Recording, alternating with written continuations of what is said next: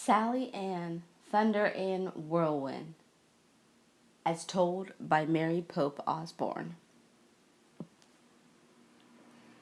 One early spring day, when the leaves of the white oaks were about as big as a mouse's ear, Davy Crockett set out alone through the forest to do some bear hunting. Suddenly, it started raining real hard, and he felt obliged to stop for shelter under a tree. As he shook the rain out of his cap, he got sleepy, so he laid back into the crotch of the tree, and pretty soon he was snoring. Davy slept so hard he didn't wake up until nearly sundown, and when he did, he discovered that somehow or another, in all that sleeping, his head had gotten stuck in the crotch of the tree, and he couldn't get it out. Well, Davy roared loud enough to make the tree lose all of its little mouse ear leaves. He twisted and turned and carried on for over an hour, but still that tree wouldn't let go. Just as he was about to give himself up for a goner, he heard a girl say, "What's the matter, stranger?" Even from his awkward position, he could see that she was extraordinary, tall as a hickory sapling, with arms as big as a keel-boat tiller's. "My head's stuck, sweetie," he said, "and if you help me get free, I'll give you a pretty little comb." "Don't call me sweetie," she said, "and don't worry about giving me no pretty little comb neither. I'll free your old coconut, but just because I want to." Then this extraordinary girl did something that made Davy's hair stand on end. She reached in a bag and took out a bunch of rattlesnakes. She tied all the wriggly critters together to make a long rope, and as she tied, she kept talking. "I'm not a shy little colt," she said, "and I'm not a little singing nightingale either. I can tote a steamboat on my back, out-scream a panther, and jump over my own shadow. I can double up crocodiles any day, and I like to wear a hornet's nest for my Sunday bonnet." As the girl looped the ends of her snake rope to top of the branch that was trapping Davy, she kept bragging. "I'm a streak of lightning set up edgeways and buttered with quicksilver. I can outgrin, outsnort, outrun, outlift, outsneeze, outsleep, outlie any varmint from Maine to Louisiana. Furthermore, sweetie, I can blow out the moonlight and sing a wolf to sleep." Then she pulled on the other end of the snake rope so hard it seemed as if she might tear the world apart. The right hand fork of that big tree bent just about double. Then Davy slid his hand out as easy as you please. For a minute he was so dizzy he couldn't tell up from down. But when he got everything going straight again, he took a good look at that girl. "What's your name, ma'am?" "Sally Ann, Thunder and Whirlwind," she said, "but if you mind your manners, you can call me Sally." From then on, Davy Crockett was crazy in love with Sally Ann, Thunder and Whirlwind.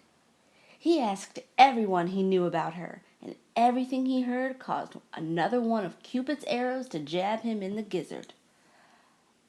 "Oh, I know Sally," the preacher said. "She can dance a rock to pieces and ride a panther bareback." "Sally's a good old friend of mine," the blacksmith said. "Once I seen her crack a walnut with her front teeth." "Sally's so special," said the schoolmarm. "She likes to whip across the salt river using her apron for a sail and her left leg for a rudder." Sally Ann, Thunder and Whirlwind had a reputation for being funny, too.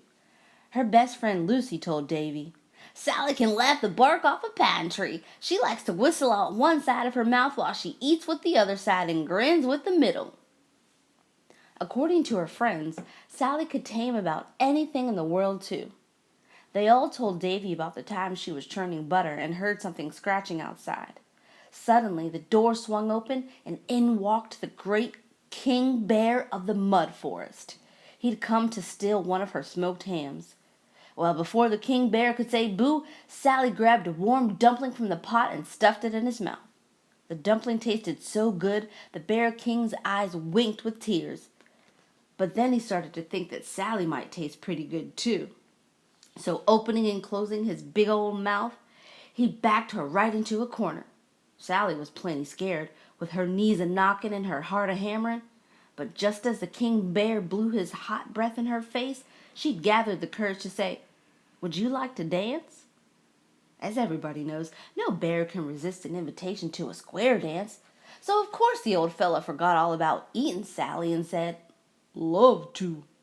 Then he bowed real pretty, and the two got to kicking and whooping and swinging each other through the air as Sally sang, "We're on our way to Baltimore with two behind and two before. Around, around, around we go where oats, peas, beans, and barley grow." And while she was singing, Sally tied a string from the bear's ankle to her butter churn, so that all the time the old feller was kicking up his legs and dancing around the room, he was also churning her butter. And folks love to tell a story about Sally's encounter with another stinky varmint. Only this one was a human varmint. It seemed that Mike Fink, the riverboat man, decided to scare the toenails off Sally because he was sick and tired of hearing Davy Crockett talk about how great she was. One evening, Mike crept into an old alligator skin and met Sally just as she was taking off to forage in the woods for berries. He spread open his gigantic mouth and made such a howl that he nearly scared himself to death. But Sally paid no more attention to that fool than she would have to a barking puppy dog.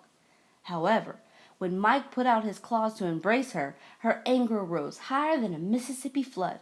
She threw a flash of eye lightning at him, turning the dark to daylight. Then she pulled out a little toothpick and with a single swing sent the alligator head flying 50 feet. And then to finish him off good, she rolled up her sleeves and knocked Mike Fink clear across the woods and into a muddy swamp. When the fool came to, Davy Crockett was standing over him. "What in the world happened to you, Mikey?" he said. "Oh, well, I think I must have been hit by some kind of wild alligator," Mike stammered, rubbing his sore head. Davy smiled, knowing full well it was Sally Ann Thunder Ann Whirlwind, just finished giving Mike Fink the only punishment he'd ever known. That incident caused Cupid's final arrow to jab Davy's gizzard. "Sally's the whole steamboat," he said, meaning she was something great. The next day he put on his best raccoon hat and sallied forth to see her. When he got within 3 miles of her cabin, he began to holler her name. His voice was so loud, it whirled through the woods like a hurricane. Sally looked out and saw the wind a-blowing and the trees a-bending. She heard her name a-thundering through the woods, and her heart began to thump. By now she begun to feel that Davy Crockett was the whole steamboat too. So she put on her best hat, an eagle's nest with a wildcat's tail for a feather, and ran outside.